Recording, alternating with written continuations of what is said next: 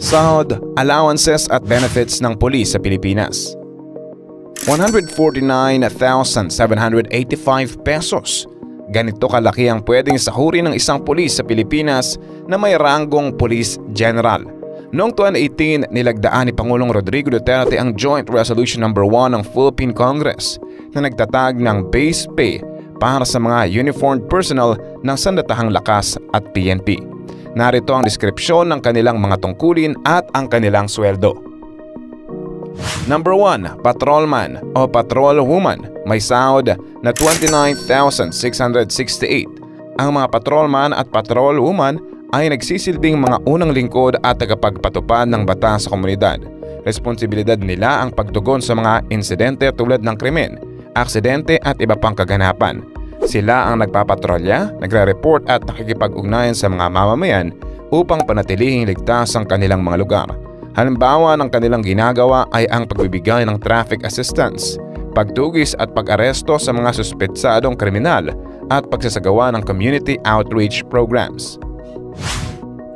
Number 2. Police Corporal. May sahod na 30,867. Ang mga police corporal ay may mas mataas na antas kaysa sa patrolman o patrolwoman at mayroong karagdagang responsibilidad sa pagpapalakas ng seguridad sa kanilang nasasakupan.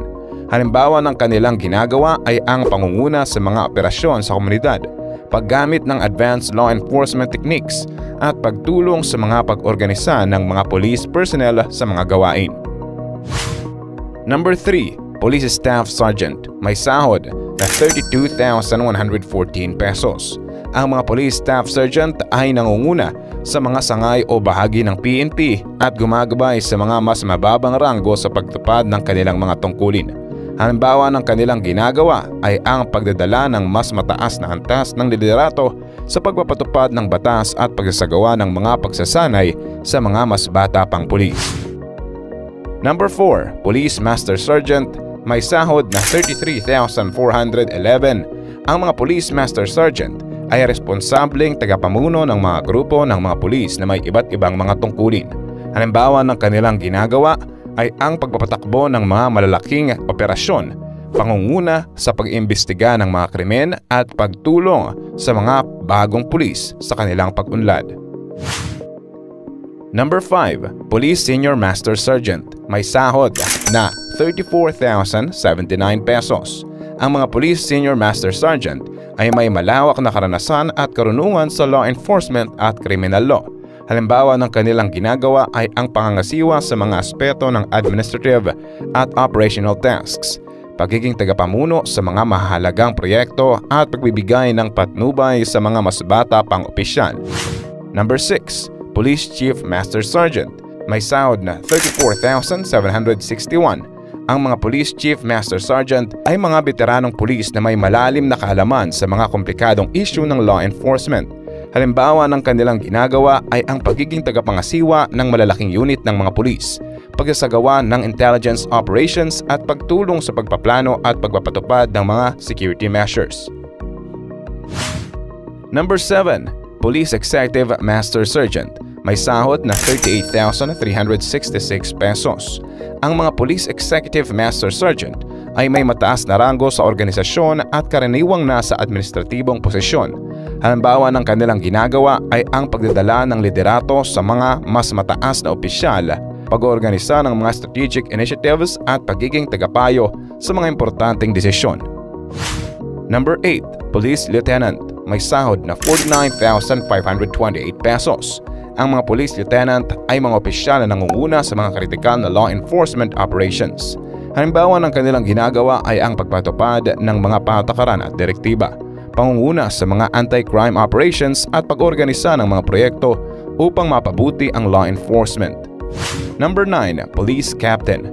May sahod na 56,582 pesos. Ang mga police captain ay mga opisyal na may mas mataas na ranggo sa mga distrito at subdibisyon ng PNP. Halimbawa ng kanilang ginagawa ay ang pangasiwa sa mga subordinate officials, pagpaplano at pagpapatupad ng mga crime prevention programs at pagtulong sa paglutas ng mga kaso.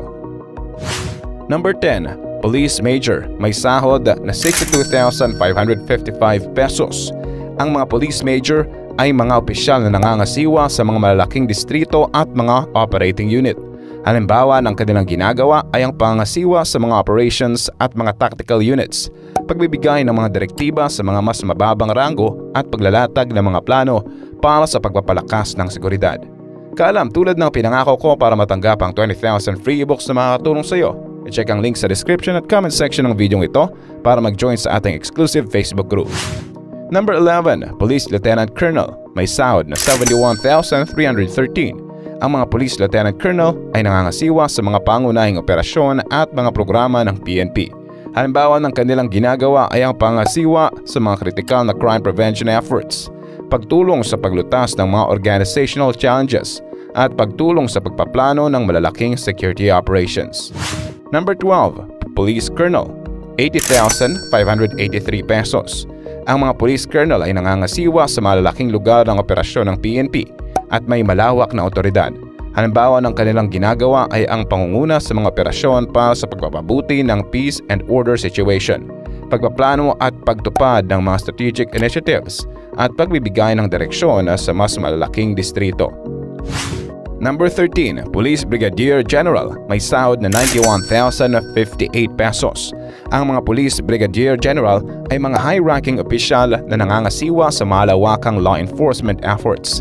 Halimbawa ng kanilang ginagawa ay ang pangangasiwa sa mga anti-crime campaigns, pagtulong sa pagpaplano ng mga mahalagang proyekto, at pagtulong sa paglutas ng mga organizational challenges. Number 14. Police Major General. May sahod na 102,896 pesos. Ang mga Police Major General ay mga opisyal na may mataas na rango at may malalawak na responsibilidad sa kabuuan ng PNP. Halimbawa ng kanilang ginagawa ay ang pagtulong sa pagplano ng National Law Enforcement Strategies, pagpapalakas ng interagency collaboration, at pagiging tagapagtanggol sa peace and order ng bansa.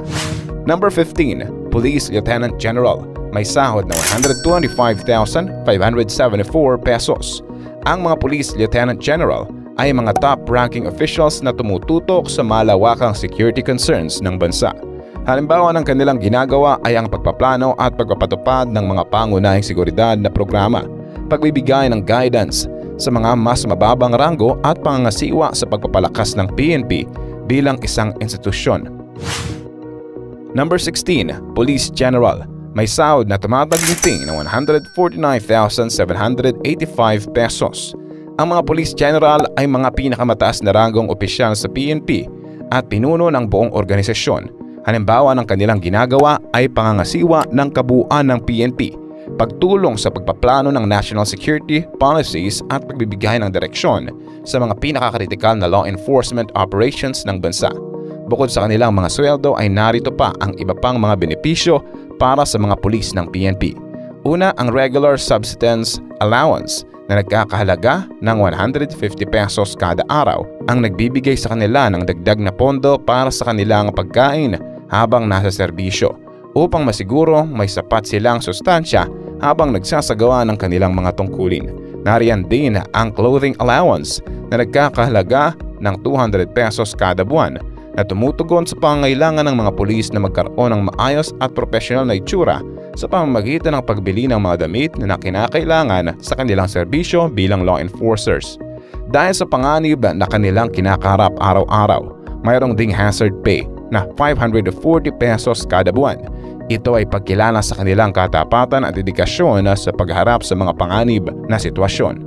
Ang Personal Economic Relief Allowance naman na nagkakahalaga ng 2,000 kada buwan ay naglalayong magbigay ng ekonomikong tulong sa mga pulis upang matugunan ang kanilang mga pangailangan sa pang-araw-araw na pamumuhay. Kasama rin sa mga benepisyo ang laundry allowance na 60 pesos kada buwan para sa paglalaban ng kanilang mga uniform. Higit sa lahat, ang longevity pay ang nagpapakita ng pagkilala sa kanilang matagal at tapat na serbisyo. Ito ay nagtataas ng kanilang sweldo base sa kanilang taon ng paglilingkod sa PNP na nagbibigay inspirasyon sa kanila na magpatuloy sa pagsiserbisyo sa bayan sa kabila ng mga pagsubok ng kanilang kinakaharap. Sa pamamagitan ng mga benepisyong ito, nagiging mas matatag at mas inspirado ang mga pulis na maglingkod at ipagtanggol ang mamamayan at bayan. Upang maging pulis sa Pilipinas, kailangan mo munang magkaroon ng sapat na kwalifikasyon at matagumpay na matapos ang proseso ng pagtanggap sa Philippine National Police. Una, kailangan mong magtapos ng mataas na paaralan at magkaroon ng kalidad na edukasyon. Pagkatapos nito, kailangan mong magsumite ng mga kinakailangang dokumento at sumilalim sa pagsusuri at mga pagsusulit na ibinibigay ng PNP. Kung ikaw ay pumasa, isusumite mo ang lahat ng kinakailangang mga papeles at mag-uumpisa na sa police training program. Sa panahon ng iyong training, paghihirapan mong tapusin ang mga kahingian at tiisin ang mga mabibigat na pagsasanay upang mapatatag ang iyong kakayahan at determinasyon bilang isang pulis. Matapos magtagumpay na makapasa sa iyong training, makakamit mo ang iyong layunin na maging isang alagad ng batas at maglingkod sa ating bansa bilang isang pulis. Kalam, gusto mo bang maging pulis balang araw? Anong masasabi mo sa laki ng kanilang sweldo? Kung meron ka pang nalalaman kaalam, huwag mong kalimutang i-like ang ating video at mag-subscribe ka na rin sa ating channel. At siguraduhin na panoorin ng next videos na siguradong magugustuhan mo. Ito ang inyong kaalam na nagsasabing, knowledge has a beginning but no end.